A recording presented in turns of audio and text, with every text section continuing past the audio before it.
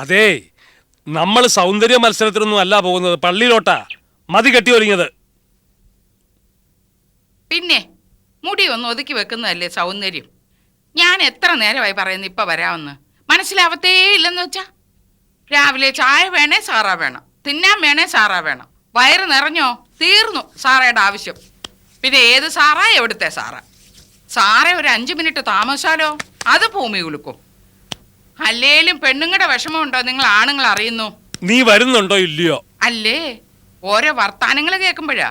ഒരു ദിവസം അടുക്കളയിലോട്ട് കയറി നോക്ക്. അത് നിങ്ങളുടെ പഴയ വാദ്യാരി പണി പോലല്ല. ബുദ്ധി വേണം, ബുദ്ധി. അറിയാവോ? അത് നിങ്ങൾക്ക് പണ്ട് തൊട്ടേ ഇല്ലല്ലോ. ഞാൻ എപ്പോഴും ഒന്നും കാണുകയല്ല, ഒരു ദിവസം അങ്ങ് പോകും. അന്നേരേ മനസ്സിലാവത്തുള്ളൂ. ഓ, എല്ലാ ആഴ്ചയിലും ഇത് തന്നെ പറയാറുള്ളതാണല്ലോ, എന്നിട്ടൊന്നും സംഭവിക്കുന്നില്ലല്ലോ. അയ്യടാ, അങ്ങനെ സംഭവിച്ചാൽ കൊള്ളാമെന്ന് മനസ്സിലുണ്ട്. ഇതങ്ങോട്ട് പിടിച്ചേ.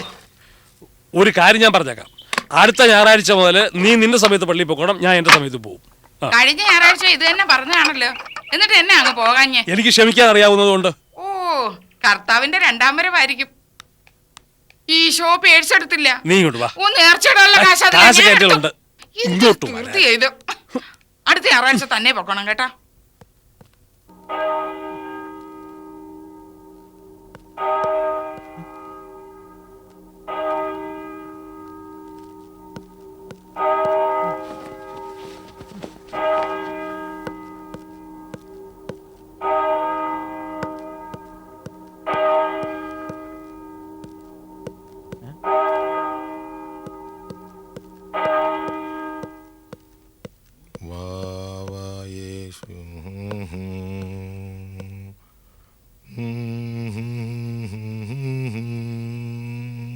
എടോ തപ്പിയാലേ ഊരിലോഹ.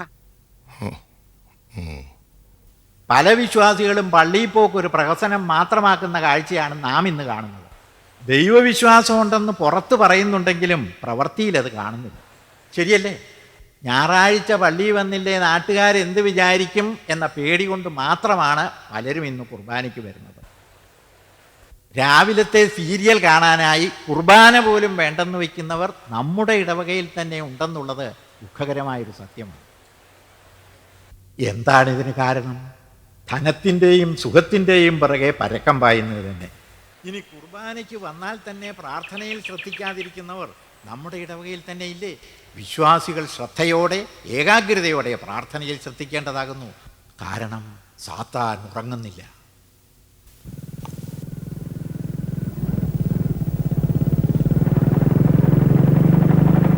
എന്തായി? ഉണ്ണിയെ കണ്ടു. സംഗതികള് ഒരൽപ്പം കുഴപ്പാ. കുഴപ്പോ? എന്തു കുഴപ്പം? നമ്മൾ വിചാരിച്ചത്ര സ്മൂത്തായിട്ട് കാര്യങ്ങൾ നീങ്ങും തോന്നുന്നില്ല. ജോണി, നീ ഏറ്റവും കൂടുതൽ ധൈര്യം കാണിക്കേണ്ട സമയം അത്. നീ കാര്യം പറ. നീ ഒരൽപ്പം കൈവിട്ട് കളിക്കേണ്ടി വരും. തയ്യാറാണോ? ഞാൻ തയ്യാറാണ്. ഈ കാര്യത്തിൽ എന്തിനും തയ്യാറാണ്. പറ.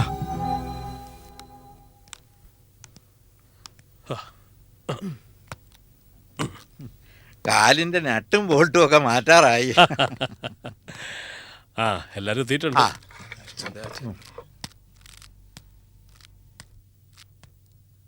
പെട്ടെന്നുണ്ടായ ഒരു പ്രശ്നത്തെപ്പറ്റി ചർച്ച ചെയ്യാനാണ് ഇങ്ങനെ ഒരു അടിയന്തര യോഗം വിളിച്ചു കൂട്ടിയതെന്ന് നിങ്ങൾക്ക് ഏവർക്കും അറിവുള്ളതാണല്ലോ.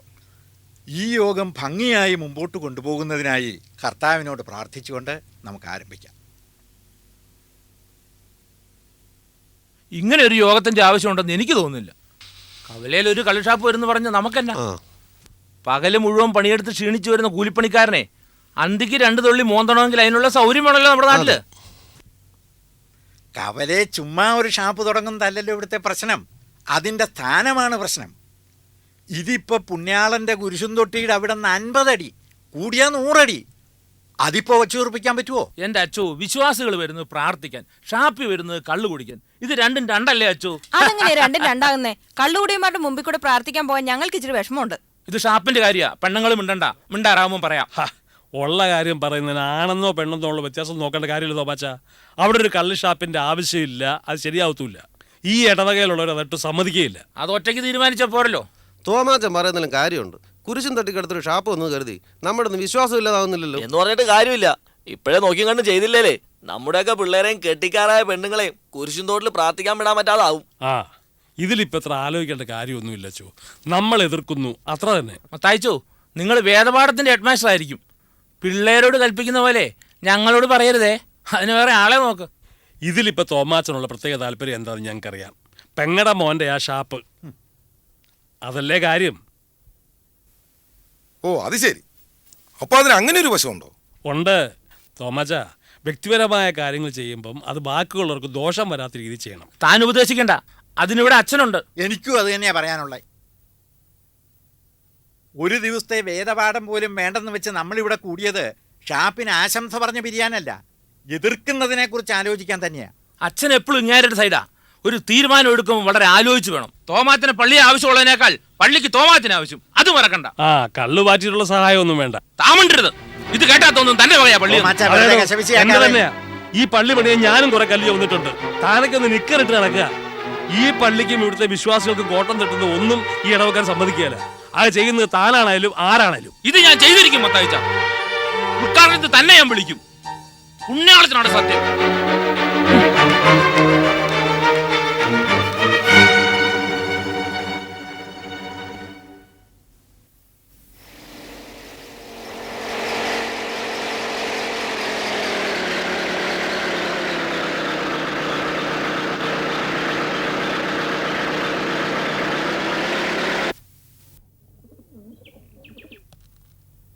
അല്ല, താൻ ഇതുവരെ പോയില്ലേ?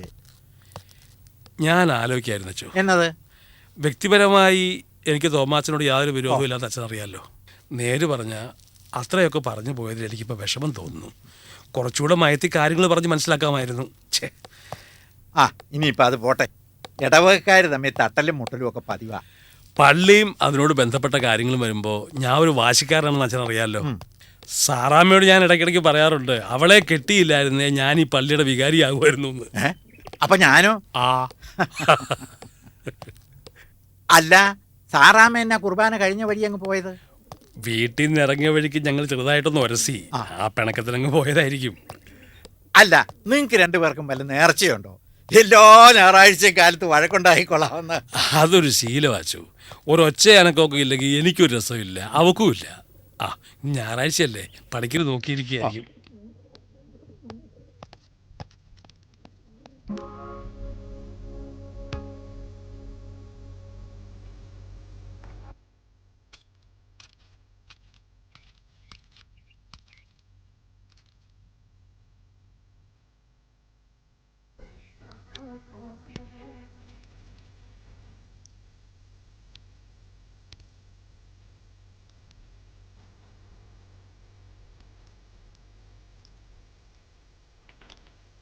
താൻ ഇതുവരെ എവിടെയായിരുന്നു? നോക്കി ഇന്ന് കണ്ണു കഴിച്ചു. പള്ളിയിലൊരു മീറ്റിംഗ് ഉണ്ടായിരുന്നു പഠിക്കണേ. അല്ല, താനിന്ന് മോർണിംഗ് വാക്കിന് പോയില്ലേ?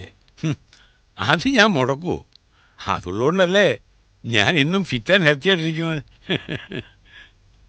അത് താൻ മാത്രം പറഞ്ഞാൽ പോരല്ലോ, കാണുന്നവർ കൂടെ തോന്നണ്ടേ. കുറച്ച് നാളായിട്ട് ശ്രദ്ധിക്കുക, താൻ ആകെ ക്ഷീണിച്ച് വരിക. താൻ ചിരിച്ചോ, നാളെ ഞാൻ അപ്പു ഡോക്ടറായിട്ടെങ്കിൽ വരും. താൻ പറഞ്ഞു എന്നെ രോഗിയാക്കുമല്ലോ. പിന്നെ അല്ലാതെ, ദിവസം 8 ഗുളിക കഴിക്കേണ്ടത്, അതിൽ 2 എണ്ണമെങ്കിലും താൻ കഴിക്കാറുണ്ടോ? എന്നാ പറഞ്ഞാലും കക്ക ചിരിച്ചാൽ മതിയല്ലോ. താൻ നോക്കിയോ, ഞാൻ അമേരിക്കയിലോട്ട് വിളിച്ച് ശ്രീകുമാറിനോട് കാര്യം പറയും. താൻ വെറുതെ ഓരോന്ന്. അല്ലാതെ പിന്നെ ചോദിക്കാനും പറയാനും ആരും ഇല്ലെന്നാ വിചാരം. അല്ല, ശ്രീകുമാർ ഈടെ ഒന്നും വിളിച്ചില്ലേ? ആ ഓ, വിളിയും പറച്ചിലൊക്കെ കമ്മിയാ. ചെക്ക് തെറ്റാ എത്തുന്നുണ്ട്. അവരുടനെ എങ്ങാനും നാട്ടി വരുന്നുണ്ടോ? ഓ, ഇവിടെ ഇപ്പൊ പ്രത്യേകിച്ച് പറഞ്ഞ വിശേഷമൊന്നുമില്ല. അല്ല, കഴിഞ്ഞ പ്രാവശ്യം വന്നപ്പോൾ തന്നെ അമേരിക്കയ്ക്ക് കൊണ്ടുപോകുന്ന കാര്യം പറഞ്ഞിരുന്നതാണല്ലോ. അതേ, ഈ പ്രായത്തിൽ വിസ കിട്ടാൻ വലിയ പാടാണ്. വയസ്സന്മാരെല്ലായിടത്തും അങ്ങനെയാ. ഓരോ വയസ്സിനും ഓരോ ദീപ.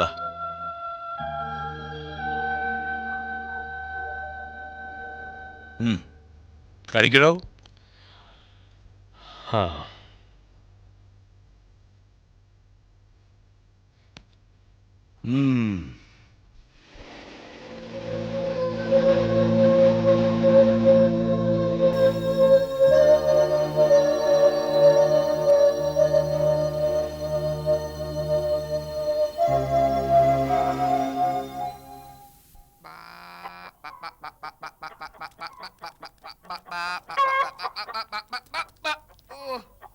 തലവട്ട് കോഴി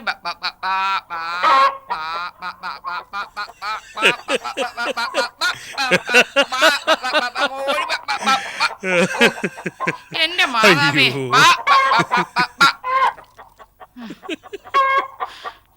എനിക്കറിയാം ഓടി ഓടി ഞാൻ വലിവിളവി വായു വലിച്ചു കിടക്കുന്ന ഓർത്തിട്ടല്ലേ നിന്ന് കിണിക്കുന്നേ. നിന്ന് കിണിക്കാണ്ട് ഇറങ്ങി നീ കോഴി അങ്ങോട്ട് പിടിക്കും മനുഷ്യ. ആ വരുന്നു വരുന്നു വരുന്നു വരുന്നു.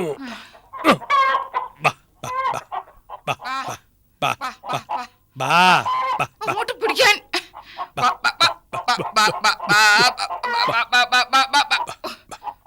പിടിച്ചോണേ പിടിക്കാൻ അങ്ങോട്ട്. ജോണിക്കുട്ടി വരുന്നുണ്ടല്ലോ എന്നും കരുതിയാ ഞാൻ ഇതിനെ പിടിച്ച് കണ്ടിക്കാന്ന് വിചാരിച്ച. അല്ലാതെ എനിക്ക് പുഴുങ്ങി തിന്നാനൊന്നും അല്ല. ഓ 2:30 പാസ്റ്റിലാവും വരും. അതിനു മുമ്പ് എനിക്ക് ഇതിനെ പിടിച്ചൊന്ന് കറി വെക്കണം. നിങ്ങൾ മേലെണെങ്കിൽ ഒന്ന് ഓടണ്ടേ മനുഷ്യ. ഓ എന്നെ കൊണ്ടൊന്നും പറ്റിയല്ല ഇനിയും കിടന്നുണ്ട് ഓടാൻ. അവന് കമ്പ്യൂട്ടറിന് അഡ്മിഷൻ കിട്ടിയപ്പം വിരിയിച്ച കോഴിയായത്. അവൻ പാസ്സായി വരുന്ന ദിവസം തന്നെ ഇതിനെ കറി വെച്ച് കൊടുക്കണമെന്ന് ഞാൻ വിചാരിച്ചിരുന്നതാ. പിടിച്ചോ പിടിച്ചോ പിടിച്ചോ പിടിച്ചോ പിടിച്ചോ. വാടി മോളെ.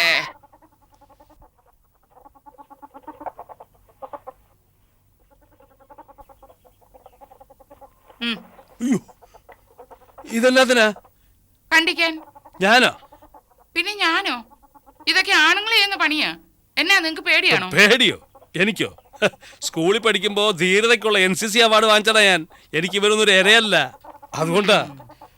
തന്നെയല്ല ചോരയോടുള്ള നിന്റെ പേടിക്ക് മാറി കിട്ടുകയും ചെയ്യുമല്ലോ. നോക്കട്ടെ നിനക്കതൊക്കെ അറിയാവുന്ന. വേണ്ട വേണ്ട വേണ്ട വേണ്ട. ഞാൻ വലിയ പേടിത്തൊണ്ടിയാ. ധീരനായിട്ടുള്ള ആള് തന്നെ അങ്ങോട്ട് ചെയ്താട്ടെ. ഞാൻ കണ്ടിക്കും. വെട്ടൊന്ന് തുണ്ടൻ രണ്ട്. അതാ എന്റെ രീതി.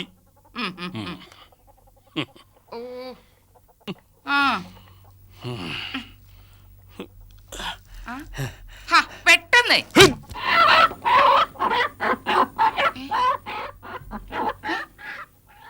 അയ്യോ എന്നാ മണിയായി കാണിച്ചേ?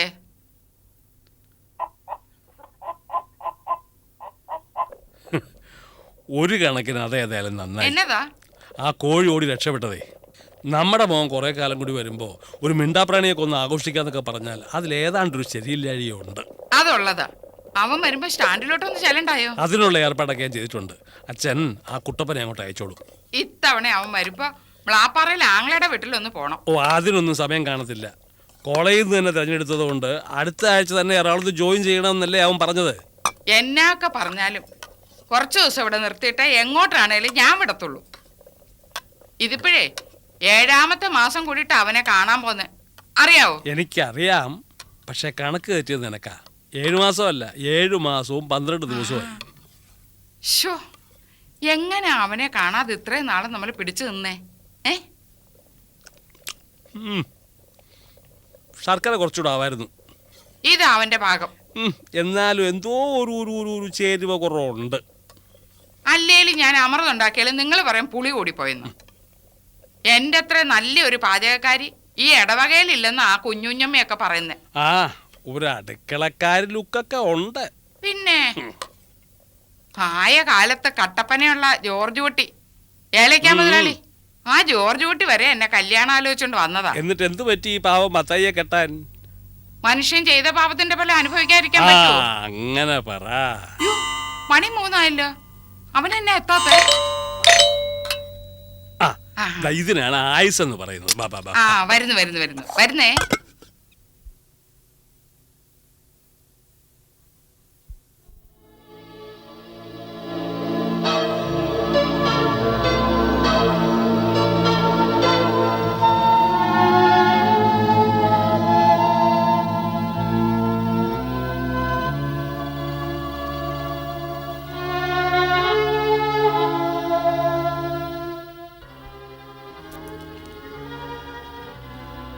ജോണിക്കുട്ടി എവിടെ? എന്നാച്ചോ? എന്നതാ പണിക്കരേ?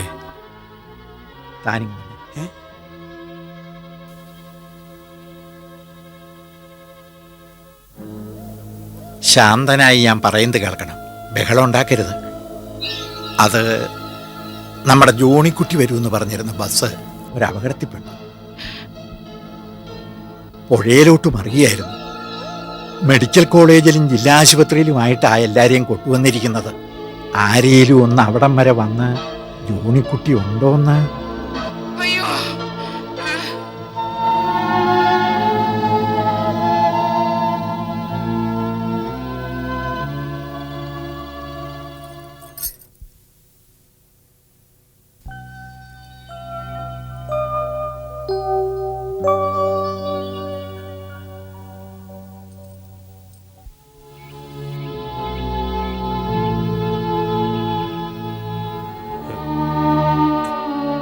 16 പേരാ മരിച്ചിരിക്കുന്നത്. കൂടത്തിൽ ജോണി ഉണ്ടോന്ന് അറിയാൻ അച്ഛൻ ആശുപത്രിയിലേക്ക് പോയിരിക്കുക. ഇനിയിപ്പോ ഉണ്ടേ ബോഡി തിരിച്ചറിഞ്ഞാൽ പെട്ടെന്ന് കിട്ടാൻ എളുപ്പമാ. എന്നിട്ട് വേണമല്ലോ ബാക്കി കാര്യങ്ങൾ തീരുമാനിക്കാൻ. അച്ഛൻ പോയിട്ട് കുറെ നേരം ആയല്ലോ. അല്ല, അവിടെ ചെന്ന് അന്വേഷിച്ചിട്ട് തിരിച്ചു വിളിക്കാന്നാ പറഞ്ഞിരിക്കുന്നത്. എന്നിട്ട് ഇതുവരെ വിളിച്ചില്ലല്ലോ. എനിക്ക് തോന്നുന്നു എന്തോ കുഴപ്പമുണ്ടെന്നാ. എന്നതാണേലും വിളിക്കാതിരിക്കോ? ഇതൊന്നും അറിഞ്ഞിട്ട് വേണം സാറാമ്മയുടെ ആങ്ങളെയും മത്തായുടെ പെങ്ങളെയൊക്കെ വിളിച്ചു വരുത്താൻ. ഒരു വിളിച്ചു വരുത്തല് കുറെ നേരം ആയല്ലോ തുടങ്ങിയിട്ട്. ഈ സമയത്തെങ്കിലും നിങ്ങൾക്കൊന്നും മിണ്ടായിരുന്നൂടെ?